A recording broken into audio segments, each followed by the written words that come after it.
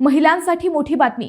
मतदार यादीत नाव टिकवण्यासाठी 2002चा हा पुरावा बंधनकारक, अन्यथा मतदानाचा हक्क जाणार. सध्या एक महत्त्वाची प्रक्रिया सुरू आहे आणि त्याचा थेट परिणाम तुमच्या मतदानाच्या हक्कावर होऊ शकतो. मंडळी, निवडणूक आयोगाकडून मतदार यादीचे सखोल पुनर्निरीक्षण सुरू आहे. यामध्ये 2024च्या मतदार यादीतील प्रत्येक नावाची पडताळणी आता 2002च्या मतदार यादीशी मॅपिंग करून केली जाणार आहे.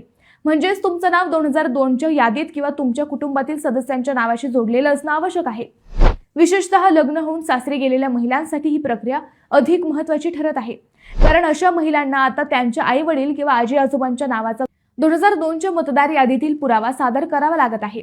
अहिल्यानगर जिल्ह्यातील 38 लाखांहून अधिक मतदारांपैकी सुमारे 20 लाख मतदारांचे मॅपिंग पूर्ण झाले आहे.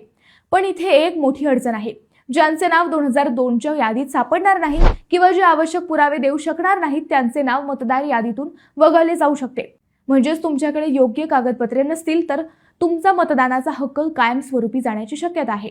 म्हणूनच तुमचं नाव मतदार यादीत आहे का, 2002चा पुरावा उपलब्ध आहे का, हे तात्काळ तपासा आणि आवश्यक ती कागदपत्रे तयार ठेवा. ही महत्त्वाची माहिती प्रत्येकापर्यंत नक्की पोहोचवा.